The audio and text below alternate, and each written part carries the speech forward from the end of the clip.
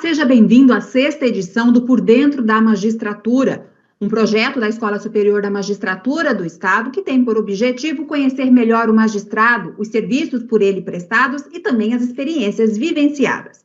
Hoje vamos conversar com o desembargador Guiomar Teodoro Borges, mato-grossense, natural de Alto Garças. Começou a carreira no Ministério Público Estadual de Mato Grosso como promotor de justiça em 1983, quando foi aprovado em primeiro lugar no concurso.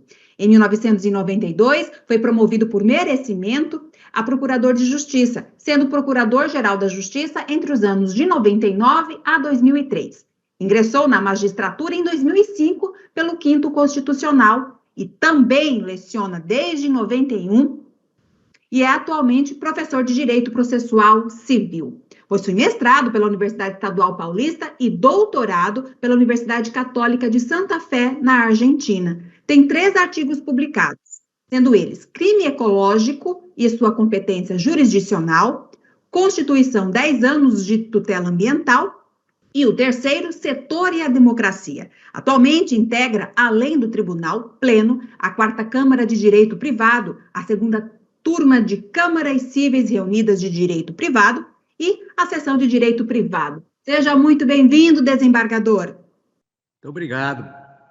Bom dia a todos e a satisfação de participar desse programa com vocês, aliás, muito interessante para todos nós. Também está aqui conosco o desembargador, diretor-geral da Escola Superior da Magistratura, Marcos Machado. Como vai, desembargador? Bom dia, mais uma vez quero agradecer às coordenadorias de comunicação e de TI do Tribunal por possibilitarem a 6ª edição deste programa. E um agradecimento especial ao desembargador Guiomar Teodoro Borges, a quem tenho uma relação de afinidade, de gratidão imensa, desde os estudos em Direito, quando o conheci e optei pela carreira do Ministério Público. Em 92, quando começava a estudar para o concurso, ele promovido para a Procuradoria-Geral de Justiça. Um enorme prazer, desembargador, e muito obrigado. Satisfação é minha. Vamos começar então. Desembargador Guiomar, vamos começar falando sobre o 5º Constitucional, já que o senhor ocupa no Tribunal de Justiça do Estado uma vaga destinada ao Ministério Público. Agora eu pergunto, como é para o promotor que ascende a desembargador passar da figura que oferta a acusação para a de julgador, hein? E, de fato, reclama algumas reflexões. Porque, na verdade, uma ordem democrática pressupõe que o exercício do poder se realize de forma absolutamente legítima. Então, na nossa estrutura de Estado brasileiro, o legislativo, a legitimação se busca no voto, o executivo se busca nos votos, e o judiciário e o Ministério Público têm uma função, uma legitimação diferente. E, na minha perspectiva, qual é essa legitimação? Voltando aí para a ideia do 5º Constitucional. Primeiro, a Constituição diz que, na composição dos tribunais brasileiros, aí cada Supremo tem um perfil um pouco diferente, etc., mas aos tribunais estaduais, tribunais federais, é a questão relacionada ao 5º Constitucional.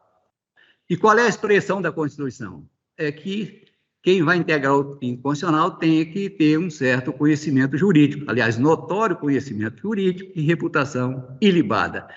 Esses 2 fatores, conhecimento jurídico e reputação ilibada, é que vai dar legitimidade ao Ministério Público para ingresso no 5º Constitucional. E como é que se afere isso? Do ponto de vista do Ministério Público, me parece que não tem muita dificuldade, eu pelo menos penso assim, porque o Ministério Público é carreira de Estado e, como tal, o ingresso nessas carreiras tem como pressuposto indispensável o concurso público de provas e títulos. Então, isso dá uma legitimidade técnica, uma legitimidade qualificada, como de resto também os juízes, que não são eleitos, pelo menos no nosso sistema, nós temos um modelo americano, que o juiz é eleito, tem o recall, etc., mas no nosso sistema, a legitimidade primária se dá com o ingresso nas carreiras via do concurso público. Isso significa dizer que um juiz que ingressa no Ministério Público, seja pelo 5º Constitucional do Ministério Público ou pelo direito da magistratura, tem essa legitimidade técnica qualificada que é o concurso público. Eu acho que a grande legitimidade mesmo que agrega a esse ingresso qualificado, que dá essa legitimidade qualificada inicial, é exatamente a postura pessoal de cada membro da instituição, seja ela Ministério Público, seja ela da magistratura. É preciso que o exercício da função se dê de forma, eu não diria destemida, arrogante, não, mas levando muito em consideração, e basicamente o meu norte no Ministério Público, como de resto na magistratura, é o seguinte, primeiro, a independência funcional, a independência no exercício da função. Não se concebe nessas instituições um exercício sem independência. Um outro pressuposto que também agrega nessa legitimidade, e aí eu estou falando de uma legitimidade material, não é forma, não é concurso, não é nada, porque é pessoal de cada um, é o compromisso no exercício da função. O compromisso no exercício da função. Né? E, preferencialmente, com uma visão humanística. Né? Quem exerce essa função precisa estar resolvendo conflitos de interesse, então tem que ter uma visão extremamente humanista. Isso é muito interessante. Outro que é indispensável, que é um pano de fundo extraordinário nessa legitimação e que transfere a confiança da sociedade, e aí a base material da legitimação, é a chamada ética institucional. Então, eu acho que, se você passou num concurso público, que é pressuposto de acesso a essa carreira, lá no Ministério Público da Magistratura, você exerceu a função com independência, com compromisso funcional e com ética institucional, você passa essa ideia de legitimidade material para a expectativa do cidadão na defesa no julgamento dos seus interesses. Então, eu vejo essas duas legitimações que vai suportar isso. Primeiro, a técnica, que é o concurso, e a outra, que é essa mais pessoal, que dá a chamada que eu chamo, né? Acho que ninguém chama não sei se alguém mais chama, de uma legitimidade material, que é exatamente essa independência, compromisso com a função e a ética institucional com perfil humanístico. Então, foi com esse propósito que eu cheguei ao Judiciário e tenho procurado, dentro das minhas limitações, desenvolver a minha função, quer no Tribunal Pleno, quer junto à minha querida Quarta Câmara Civil, na companhia da desembargadora Serli, desembargador Rubens de Oliveira. Eu não sei se eu respondi propriamente a sua questão, mas essa é a ideia que tem da legitimação do Ministério Público via quinto constitucional. Não revele tudo, não, desembargador, né? Tem muito programa pela frente, né? Tem muitas perguntas, inclusive eu passo agora a palavra para o desembargador Marcos Machado, viu? Por favor. Desembargador Guiomar, eu queria aproveitar esse gancho de pergunta da Fernanda para lhe fazer a primeira indagação, que é justamente essa mutação que eu também estou passando a cada dia no tribunal. Nós, independentemente da experiência que o senhor teve na Procuradoria, de fiscalizar a aplicação da lei, ou a boa aplicação da lei, corrigir através de apontamentos, de impugnações, atos e procedimentos de processos públicos, nós fomos parte. Né? O promotor de justiça e também o senhor, quando move a ação penal na Procuradoria, o senhor é parte. E isso nos faz ter um comprometimento, diria, não só de posição jurídica, mas de intenção, neste ou naquele sentido. A indagação que lhe faço é se o magistrado também, embora reconhecida a imparcialidade, ele, ao decidir, ao optar por esta ou aquela corrente de solução do litígio, ou de outorga de razões para esta ou aquela parte, ele teria ou não, desembargador Guiomar, que ter um comprometimento com os efeitos da sua decisão. Em linhas gerais, se ele simplesmente entrega aquilo que lhe foi apresentado como uma solução de aplicando a lei ou de aplicação de uma jurisprudência, de uma orientação doutrinária, ou ele também precisa ter a consciência do resultado, da transformação, do efeito prático da sua decisão. Então, esta é a minha primeira colocação, porque eu ainda não consegui, ainda, da magistratura, não me preocupar com o pós-publicação das minhas decisões. Qual é a ideia de sentença? É o ato pelo qual o juiz, por fim do processo, julga ou não o mérito. Gente, isso é um conceito por demais simplista. É o conceito jurídico que tem por aí nas doutrinas, etc. Agora, a gente que é magistrado, a gente tem que partir do pressuposto que a sentença, etimologicamente, a sentença, assim, na concepção filosófica, ela significa sentir. A sentença, a origem etimológica dessa é da palavra sentir. O magistrado precisa compreender o quadro fático e sentir essa realidade e o que essa sentença, esse sentimento seu vai imprimir no quadro filomênico em relação ao direito das pessoas, seja direitos pessoais, o direito das coisas, o direito público. Ele tem que ter essa compreensão exatamente para evitar com que sua decisão extrapole até aquilo que ele inicialmente, ao proferir a sentença, não imaginava das consequências. Por isso que o sentir, embora ele seja meio, diríamos assim, meio filosófico, meio sentimental, mas é a ideia de sentença. Você tem que compreender o contexto para exatamente você avaliar os efeitos, sentir essa realidade que a sua decisão vai produzir, exatamente para que você possa decidir correspondendo aos anseios, não só daquele jurisdicionado, porque o grande problema, às vezes, é o seguinte, que quando a decisão produz consequência em relação a um jurisdicionado, é que aí, esse é que é o grande problema. Nesse momento, todo cidadão que está sujeito, em tese, à jurisdição daquele juiz, fica preocupado. Mas espera aí, quer dizer, quem vai me julgar, quem vai decidir sobre minhas relações de família, minhas relações contratuais, minhas relações de propriedade, esse juiz, quer dizer, a pessoa gera uma certa insegurança. Então, isso faz parte, essa pergunta sua ajuda a complementar exatamente essa ideia dessa legitimidade, que dá essa preocupação, essa precaução, ajuda exatamente a conduzir a legitimidade material da atuação jurisdicional. O senhor tem uma atuação muito forte em questões ambientais. Na sua opinião, o que falta para aprimorar a proteção do meio ambiente? A questão ambiental é uma questão muito complicada, até porque, primeiro, a gente imaginava, aliás, a sociedade imaginava, o mundo imaginava que os recursos naturais seriam inexauríveis. Quer dizer, todo mundo usava os recursos naturais, imaginando que eles estavam à disposição de todos, e isso, a sociedade mundial, a brasileira e mundial, de um modo geral, demorou muito a acordar para isso. Então, vejam que essa ideia da questão ambiental, por exemplo, ela só foi tratada assim no plano mais institucional, no Concerto das Nações, em 1972, isso é coisa de ontem, não é isso? Em 1972, na chamada, aquela famosa Conferência da ONU de Estocolmo. Então, não se tratava dessa questão de uma forma, não preocupava as nações com isso. Então, de repente, acordou-se, então, vamos cuidar do meio ambiente, que a coisa não está correta, a forma de exploração dos recursos naturais. E aí, o que acontece? Essa conferência tratou do meio ambiente só do ponto de vista ambiental. Aí, quando foi em 92, no Rio de Janeiro, a famosa Conferência do Rio de Janeiro, então aí essa meditação já passou por também agregando um outro plano, desenvolvimento.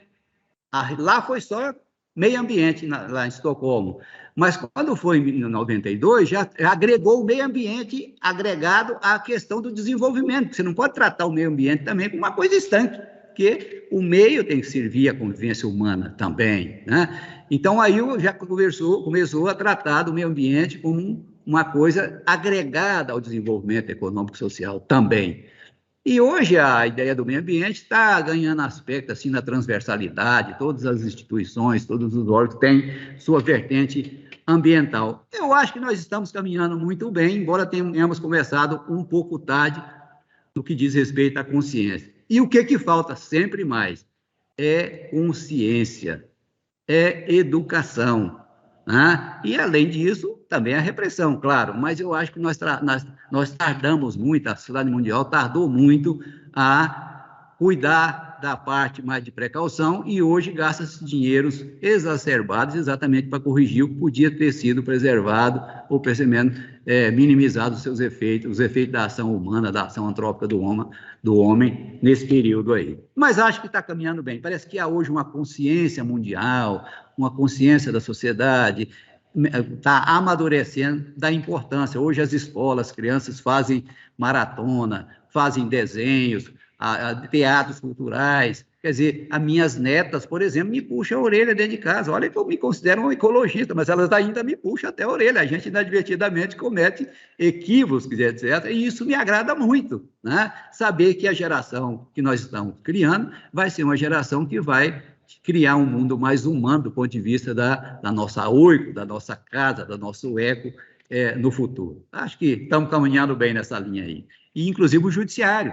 Né? O judiciário tem dado respostas importantes nas questões ambientais, e isso é importante. A justiça precisa dar resposta mesmo, porque nem todo mundo tem consciência. Por exemplo, nós temos aqui, vivemos na região amazônica, irrigada de rios caudalosos, grandes nascentes, pequenas nascentes, florestas, etc., e o homem precisa usar isso de uma forma racional. E se efetivamente não cumprir esse compromisso ético, que eu considero até um compromisso ético, a justiça tem efetivamente que agir, o judiciário tem feito boas respostas, tem dado boas respostas a essas questões ambientais. Me recordo, por exemplo, o Evador Zucchini prestou um grande serviço enquanto juiz ambiental aí, por muitos anos aí no Estado, hoje com o nosso corregedor-geral, e temos hoje o Rodrigo, e tantos outros juízes da comarca, todos os juízes das comarcas estão aí prestando jurisdição, exatamente corrigindo esses desvios que importam em, digamos assim, poluição e degradação ambiental,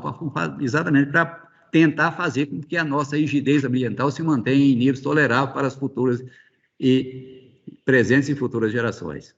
Tá certo. Vamos falar agora de concurso da magistratura, desembargador. O senhor é integrante da comissão de ingresso de novos juízes substitutos no judiciário. Durante a sabatina, além daquele conhecimento jurídico que precisa ser avaliada também a maturidade do candidato que está concorrendo àquele cargo? E se sim, por quê? Na verdade, o concurso para magistratura ele tem uma série de requisitos, né, que são próprios. Por exemplo, além do conhecimento jurídico, como você revelou, tem exatamente umas questões que são mais próprias, tá, enquanto de uma visão humana do juiz. Por exemplo, uma pergunta que sistematicamente tem sido feita no concurso, na prova oral, agora, por exemplo, é exatamente a pessoa contar um resumo da história dele. Assim como eu estou contando para você o resumo da minha história. Você está entendendo? Então, perguntado que, além do conhecimento jurídico, precisa saber se o candidato é coerente na sua maneira de pensar, se ele tem uma visão humanística boa. Todos esses fatores levam em consideração. Claro que o eixo, nosso modelo de concurso, que eu não sei até quando vai persistir, eu acho que ele precisa mudar um pouco, mas pelo menos a gente está procurando buscar um perfil de magistrado que seja exatamente capaz de compreender essa visão de mundo, os valores da sociedade de hoje e dele mesmo como pessoa, tá entendendo? Isso eu acho fundamental. E quero antecipar uma coisa para vocês. Nós estamos fazendo a prova oral e eu estou participando aí, juntamente com o desembargador Carlos Alberto, o desembargador Giraldelli, o Ulisses, pela OAB, e vou dizer uma história para vocês. Vai sair uma turma, Marco Machado, de primeira, viu? Nós vamos ter uma turma de juízes desse concurso simplesmente extraordinário. Claro, todos são os concursos passados, mas estamos preocupados exatamente com esse juiz que tenha esse perfil com o qual a gente está tratando nesse momento, e a expectativa nossa é de que eles darão as respostas que a sociedade espera de um magistrado.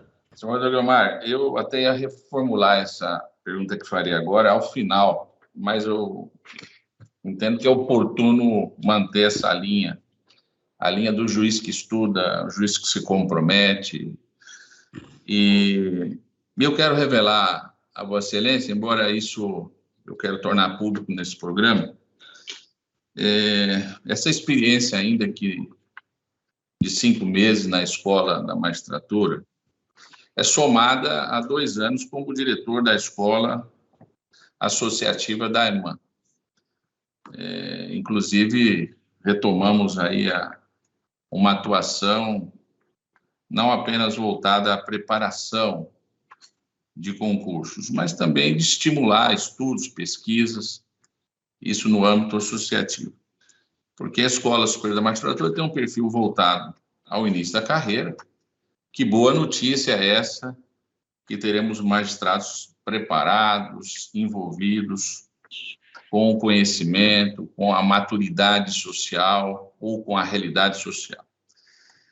Mas eu pude observar, isso é um diagnóstico, eu espero estar enganado, mas é um diagnóstico, que nós temos, eu não acredito que seja mais ou menos, porque, como eu lhe disse, é uma avaliação ainda desse primeiro ano, mas nós temos um grupo de juízes estudiosos que se envolvem, que propõem, e nós temos um outro grupo também considerável que não se envolve, são indiferentes.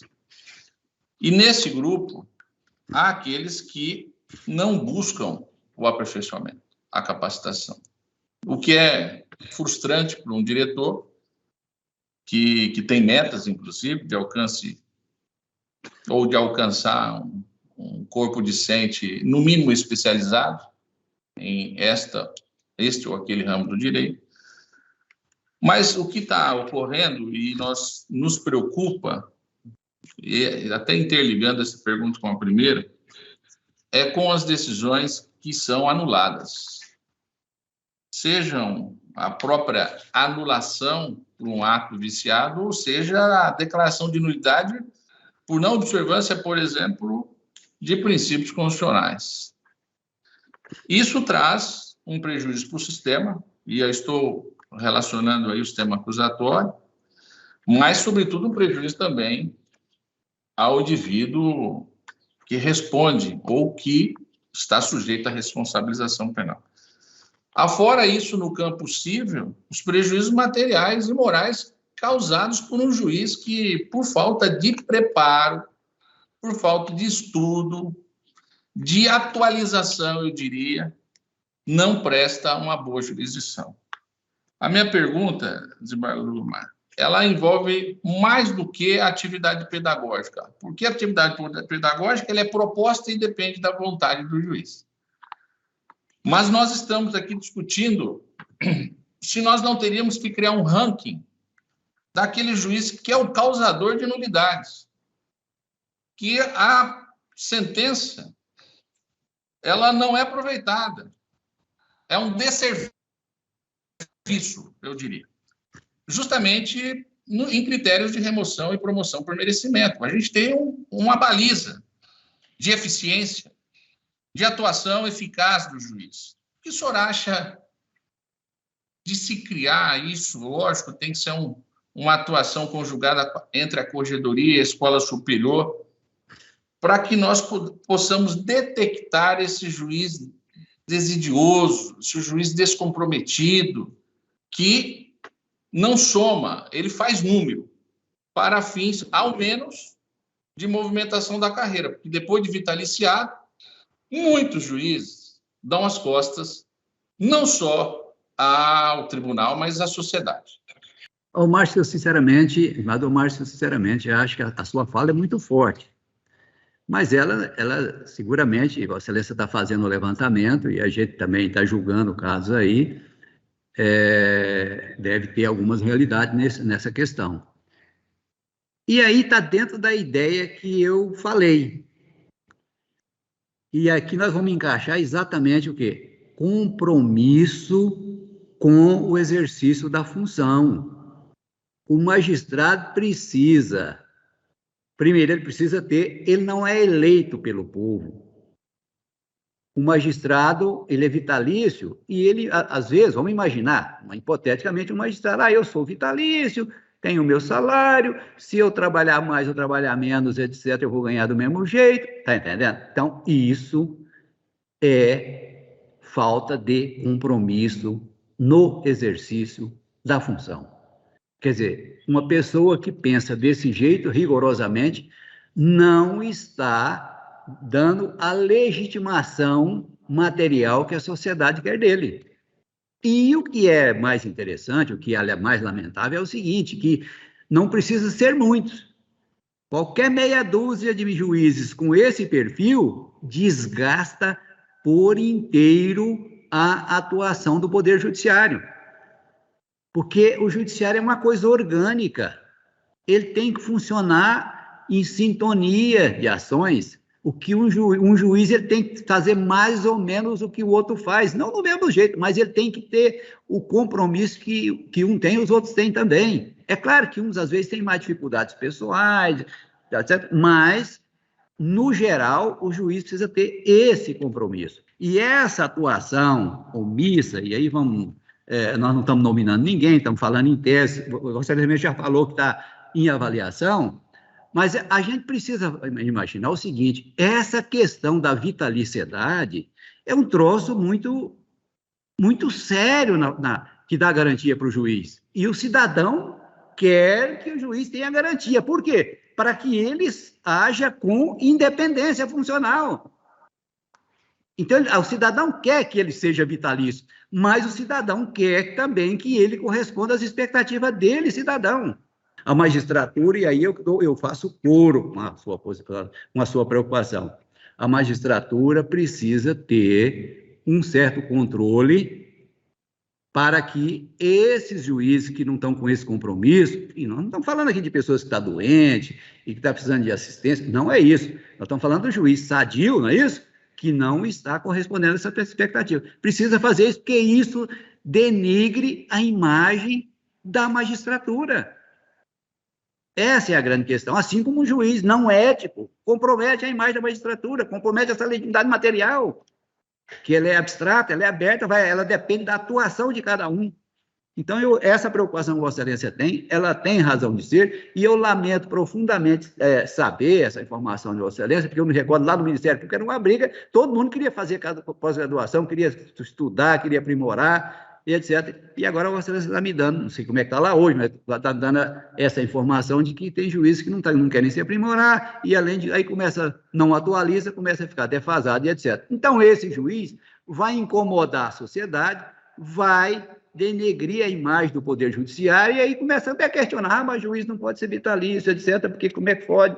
Como é que um juiz vai ficar aí agora? Entra aí, está com 2 anos na magistratura, vitaliciou aí com 2 anos, aí não quer trabalhar, e aí na sociedade vai ficar com esse juiz 30, 35 anos aí, nesse ritmo, diríamos assim, criando uma certa fumaça não agradável no perfil do Poder Judiciário. Eu acho que a preocupação de Vossa Excelência nesse sentido tem razão de ser, e eu faço coro com relação a esse tipo de criar um mecanismo de controle, por mais que a gente tenha no sistema de promoção um certo filtro, né, quando tem uma performance, mas às vezes o juiz quer também ser promovido, fica quieto, chegar na hora, vou por antiguidade, quer dizer, é esse tipo de magistrado. Agora isso, mas talvez, desembargador Márcio, também passe, e eu não sei se nós temos agido muito bem isso enquanto dirigentes institucionais, como membro do tribunal, etc., se a gente também não tem buscado saber por que isso está acontecendo com esse juiz, aquele. De repente, também, esse juiz está precisando está com algum problema, precisa de um apoio qualquer, psicológico, de alguma natureza, estimular, está entendendo? De repente, nós, institucionalmente, nós estamos falhando, contribuindo involuntariamente para isso. Então, eu acho que nós precisamos fazer isso, porque uma coisa é certa, esse perfil de juiz é um desastre para a imagem institucional, para essa legitimidade material que a gente quer, e que ela só diríamos assim, solidificada se a gente prestar uma tutela jurisdicional eficiente e com qualidade e ao tempo e modos devidos. Vamos seguir, então. A gente estava falando sobre a importância da formação continuada dos magistrados, e aí agora eu pergunto o seguinte, desembargador, vamos falar sobre ética, né, na magistratura. O senhor até pincelou algo sobre isso, mas a gente queria que o senhor discorresse mais. A ética funcional é um pressuposto da atuação do juiz ou é uma escolha? Não, eu acho que a ética institucional, a ética no exercício da função é um pressuposto para o exercício da função. É inimaginável você colocar no lugar de um cidadão e imaginar que se faz seus interesses vai ser decidido por um juiz não ético. Quer dizer, isso aí é o fim, não é isso? Então, quando eu falo que essa lei, porque eu chamo, devido a legitimidade, já que nós não somos eleitos pelo povo, que quando o povo põe, o povo tira. Sofre aí 3, 4 anos, mas tira, né? Agora, no nosso caso, isso não acontece. Então, o nosso compromisso, a legitimidade nossa, além daquela técnica que decorre do concurso, ela é importante, ela dá uma legitimidade à atuação jurisdicional, porque está previsto na Constituição, é assim que é a forma de se legitimar como pressuposto para o exercício do cargo. Mas, como nós somos vitalícios no tempo, então o cidadão não tem mais muito controle sobre nós. Quer dizer, o juiz tem que ter muita consciência do seu papel institucional, como cidadão, exatamente porque ele vai prestar uma tutela jurisdicional a longo prazo. São muitos anos. Então, imagina como é que ele vai... E ele, para assegurar essa legitimidade até então primária do concurso, ele precisa agregar uma legitimidade material, que decorre da sua independência funcional, como eu falei, que decorre do compromisso no exercício da função, e a ética institucional. A ética institucional é um valor extraordinário. Aí a gente, toda a história das civilizações, a gente vai verificar aí, desde Sócrates e Platão, etc., a construção, a base sólida da cultura nossa, ela tem um fundo ético interessante. Então, a ética tem que permear firmemente, cotidianamente, no exercício da função por parte do magistrado, porque sem ela, eu acho que está comprometida a sua legitimidade material, enquanto agente do poder, enquanto membro de um poder, e, além disso, a sua atuação, seu comportamento não ético, reflete todos os outros membros da instituição, porque a fama boa diz que é difícil você propagar, mas a fama que não é boa, o vento toca para todo lado, ela toca para todo lado. Enfim, eu acho que é um pressuposto permanente do magistrado, é o seu compromisso ético-institucional, porque esse é um valor que a sociedade brasileira do qual a sociedade brasileira não abre mão em relação à vida institucional de um magistrado, à atuação institucional de um magistrado. Desembargador Guiomar, em 99, o senhor, como Procurador-Geral de Justiça, propôs e o Conselho Superior do Ministério Público aprovou, eu não sei se foi o Conselho ou o Colégio, agora não me recordo bem, aprovou a resolução que criou o Grupo Especial de Atuação contra o Crime Organizado.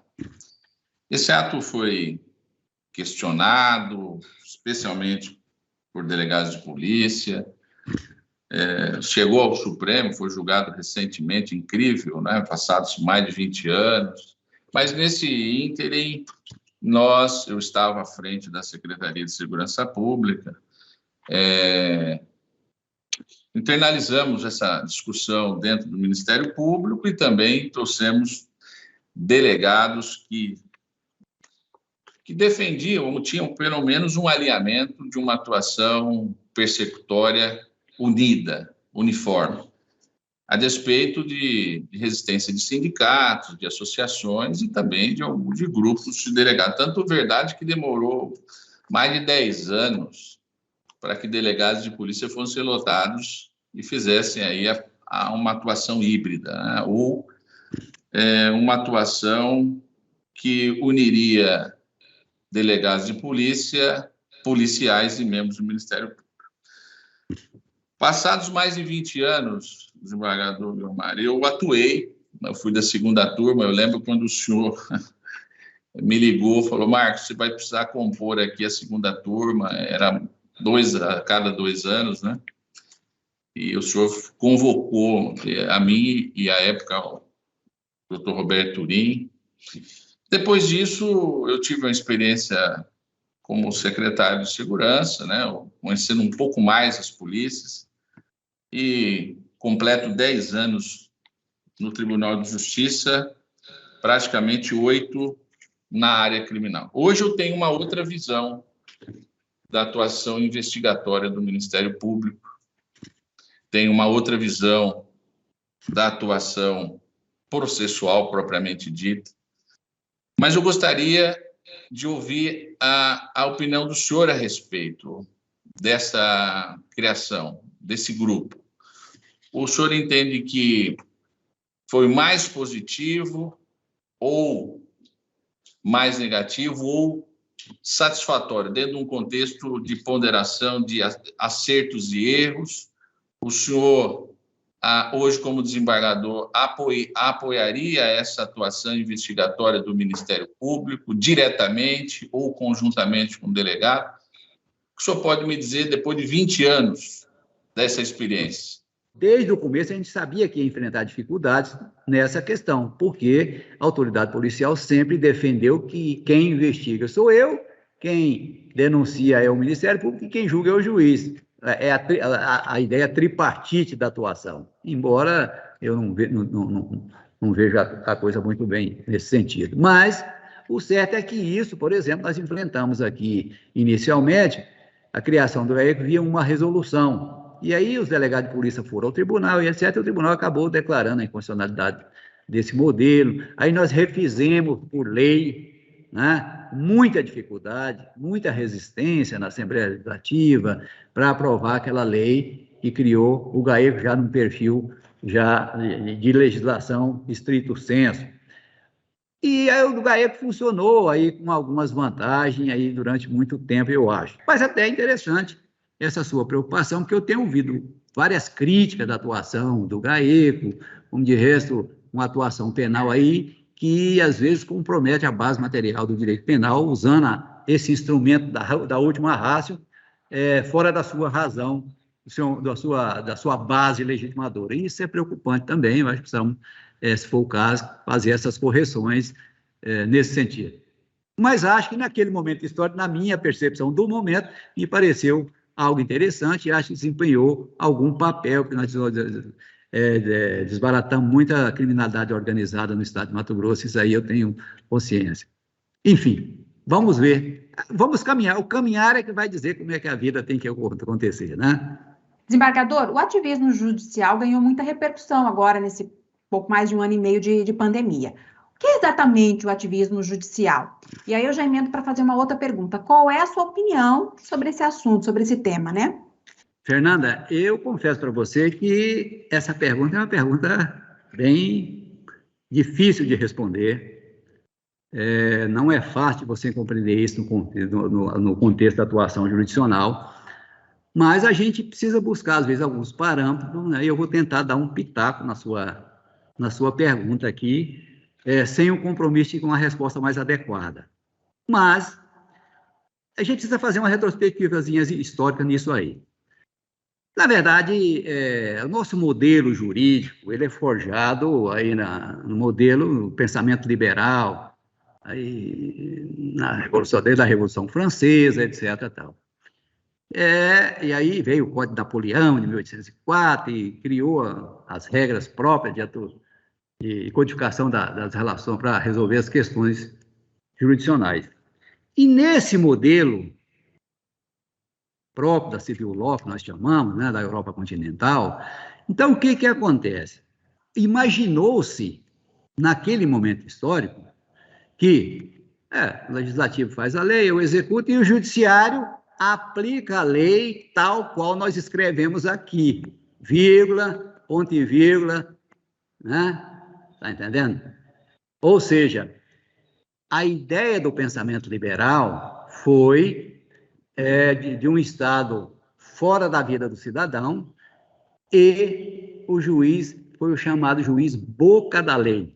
Isso é uma expressão, pode soar estranho para quem não é da comunidade jurídica, mas quem é da área jurídica sabe o que significa bem isso. Juiz boca da lei é exatamente aquele juiz que tem que julgar literalmente como está lá na lei.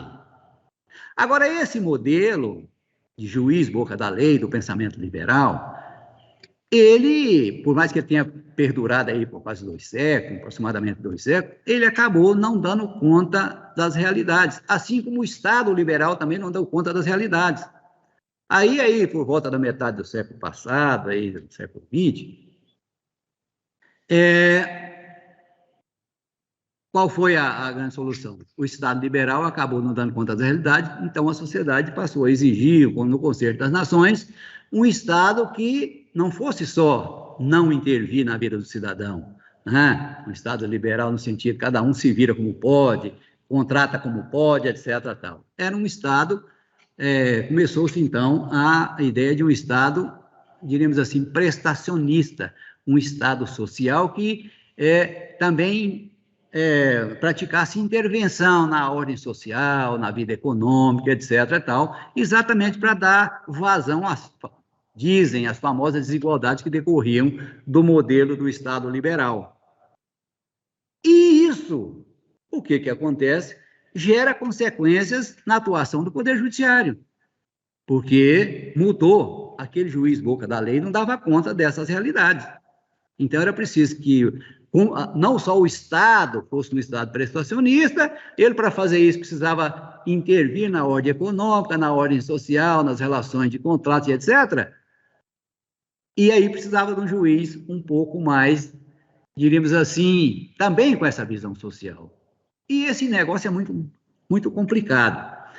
Então, a percepção que eu tenho é o seguinte, e aí vamos pegar, eu quero voltar um pouco historicamente depois, mas eu quero fazer já, para fechar o seu raciocínio, assim, para responder a sua pergunta.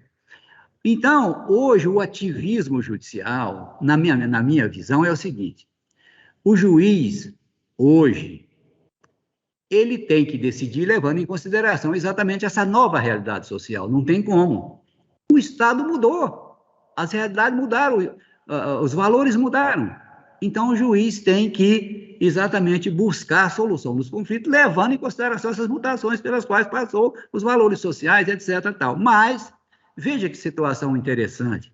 O juiz, até então boca da lei, de repente precisa dar solução às realidades de conflitos, a fazer controle dos atos dos outros poderes, porque aí a sociedade democratizaram, etc., e o Poder Judiciário vem para o centro das decisões de poder, no centro no sentido firme mesmo, quer dizer, o Estado passa a controlar a própria lei, passa a controlar os atos administrativos, etc., o que era inimaginável naquela ideia do juiz boca da lei, do pensamento liberal. Então, o que acontece?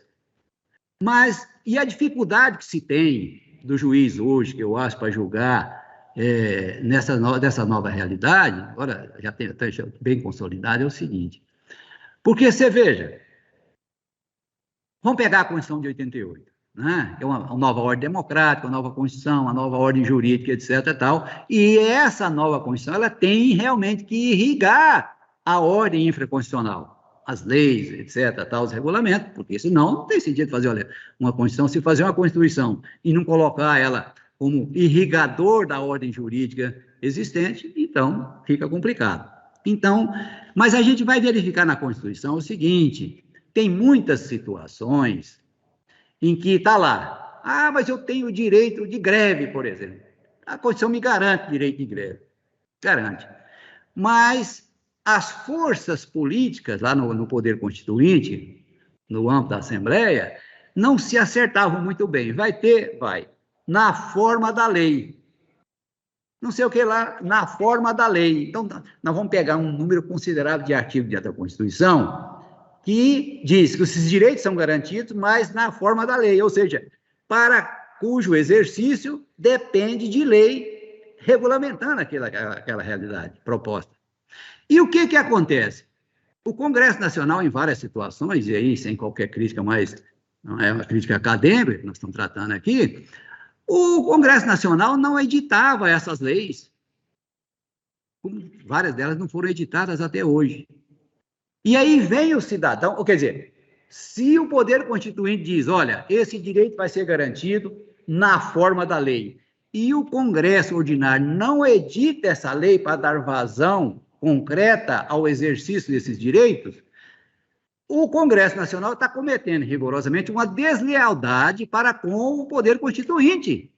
Olha, Congresso, faça a lei para o exercício desse direito. O Congresso não faz.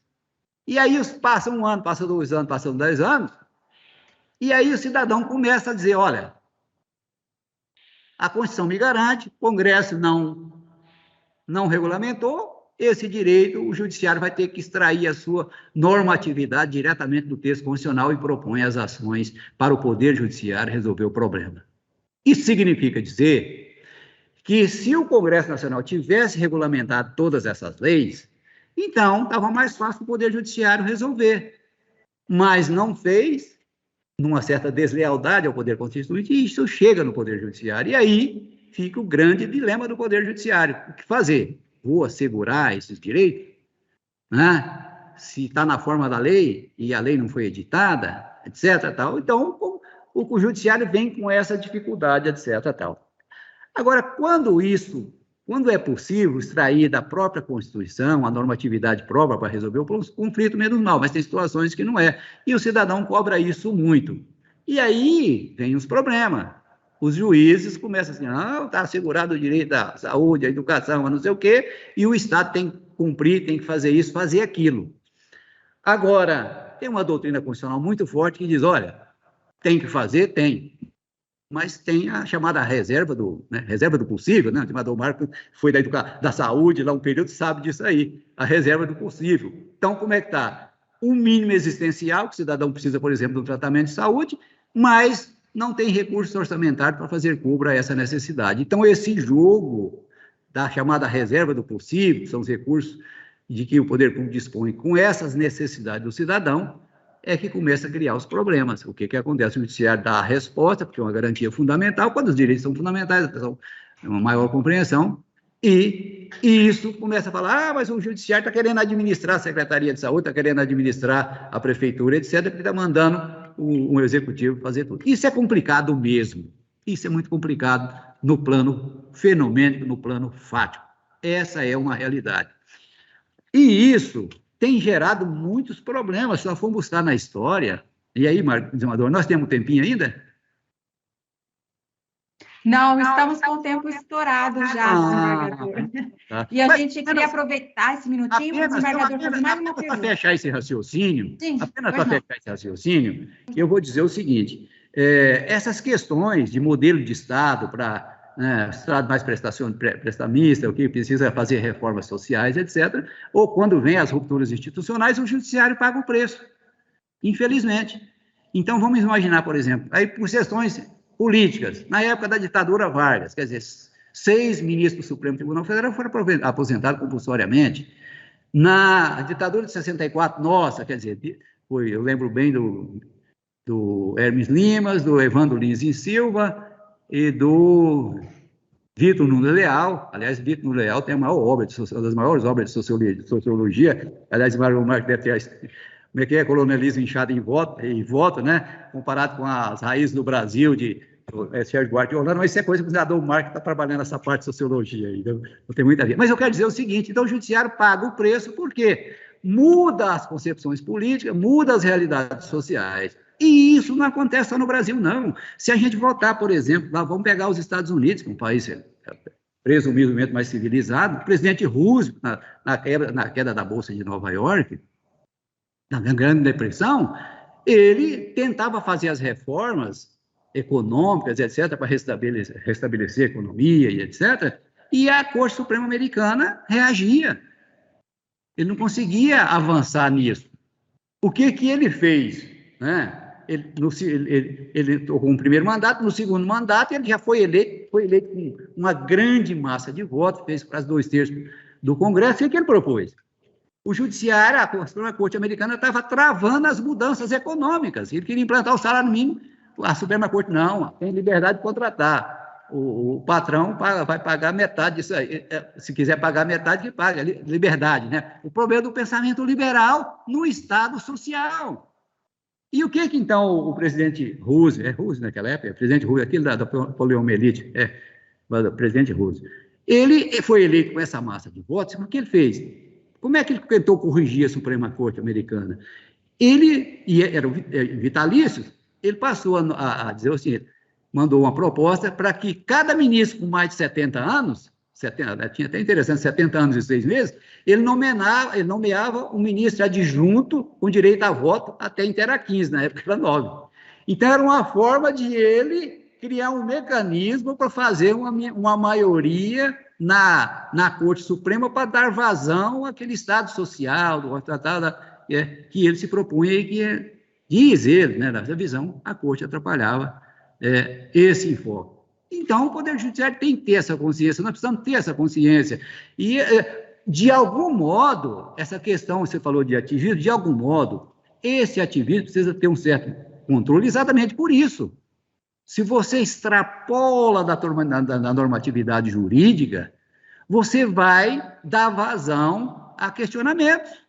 De algum modo, o Estado, sobretudo por conta de eleições, período de mudanças e etc., é preciso que os juízes tenham essa compreensão. E quando fala de Suprema Corte, tem que compreender todo juiz, porque todo juiz aplica a lei. Então, é preciso ter muito cuidado com esse ativismo judicial, por isso, que ele, às vezes, leva a umas situações não desejadas, por conta exatamente na visão dos outros poderes, aos quais é mais simpático o juiz boca da lei. Então, o juiz que tem essa visão social um pouco mais conscientizada, acaba gerando, quando extrapola muito, o desembargador Marco Machado também falou isso, extrapolar, isso acaba gerando problemas institucionais, e aí arruma-se uma forma de consertar isso via processo legislativo, os poderes, seja aumentando, reduzindo, tirando competência, fazer como Getúlio Vargas fez, quer dizer, julgou a lei inconstitucional? Julgou. Então, como ele tinha os poderes do Congresso, ele mandava um projeto para o Congresso, que era ele mesmo, fazia daquela decisão que era inconstitucional, ele transformava ela em emenda constitucional e a decisão judicial ficava neutralizada. Enfim, o ativismo judicial tem essas consequências, ele pode gerar dificuldades. Agora, também o judiciário não pode se abdicar, por exemplo, de decidir as questões dentro de parâmetros razoáveis, aí, levando em consideração os fins sociais a que a lei se destina, essa questão do mínimo existencial, boa-fé objetiva, função social do contrato, função social da propriedade, mas sempre procurar fazer uma construção criativa, mas dentro de uma moldura fática do ordenamento, bem uma moldura do ordenamento jurídico. Então, exatamente, a gente ficar dentro da nossa casinha, que ela já é muito complicada, independente dos ativismos judiciais. Ok, desembargador. Agora eu vou chamar o desembargador Marcos Machado para fazer um último questionamento para o nosso convidado e já aproveito para que o senhor faça suas considerações finais. E a mesma solicitação eu faço para o nosso convidado hoje, que ao responder, desembargador Guiomar, também já se despeça desse programa, tá bom? Vamos lá. Ok. Bom, infelizmente nós só temos 60 minutos, 1 hora, né, desembargador? Nós poderíamos aqui discorrer por mais tempo e certamente teríamos aí um imenso prazer em ouvir. Mas eu quero agradecê-lo muito pelos ensinamentos que são continuados de longa data e agora na magistratura. Lhe pedi a orientação que o senhor sempre me deu lá no Ministério Público, aqui no tribunal, especialmente agora na Escola da Magistratura. E a minha pergunta, desembargador, é o que aconteceu com o desembargador Guiomar Teodoro Borges, 2 vezes Procurador-Geral de Justiça, líder dentro do Ministério Público na parte de pesquisa, estudo, qualificação, e aqui no tribunal, após 15 anos, ainda não se colocou para os cargos de direção, seja presidente, corregedor, vice-presidente, diretor da escola, coordenador de núcleos. O que houve nesse tempo de magistratura? E muito obrigado. Eu confesso que vim para a magistratura sem essa preocupação de exercer cargo, etc. O que eu quero é o aprimoramento institucional. E acho, sinceramente, que a forma mais eficaz para de resto pensa aí, não posso pensar pelos outros, mas pelo menos imagino, que a forma mais eficaz de contribuir para o aperfeiçoamento do Poder Judiciário não é propriamente exercendo cargo de direção, não. É a sua atuação institucional dentro dos valores a que nós nos referimos aqui. É independência funcional, compromisso com o exercício da função e ética institucional, porque se cada juiz individualmente tiver essa percepção nessa busca, nesse retrato dessa realidade material para o exercício da função, ele está colaborando muito. Você pode botar qualquer presidente do tribunal no sorteio, que ele vai ser um grande presidente do tribunal. Acho que qualquer presidente do tribunal, qualquer cargo de direção do tribunal, vai ser tão bom na medida, é claro que todo mundo tem seus valores, mas na medida em que cada juiz individualmente contribuir com essa postura. Você está entendendo? Com essa postura. Nós precisamos, quer dizer, o tempo que me cabe, ao invés de pensar em processo político, dirigir instituição, eu fico pensando exatamente esse sonho de fazer com que cada juiz tenha essa consciência, porque dessa forma nós vamos construir o poder judiciário aí, até sem presidente, sem correio senado, ele vai começar a fluir, funcionar como funcionava a democracia grega, ou seja, reunimos lá 40 vezes por ano, traçamos parâmetros e o resto, cada juiz toca o poder judiciário da onde ele estiver e com a força dos seus valores e, sobretudo, atuando com ética institucional nesse rumo desejado pela sociedade. Então, foi por essa razão, me considero presidente do tribunal, corregedor, considero tudo, na minha atuação individual em prol do aperfeiçoamento do Poder Judiciário. Então, fica essa talvez a razão pela qual eu não tenho até agora concorrido a isso. Eu acho que estou fazendo um papel muito interessante, mais até do que se eu estivesse dirigindo o tribunal ou qualquer cargo de direção.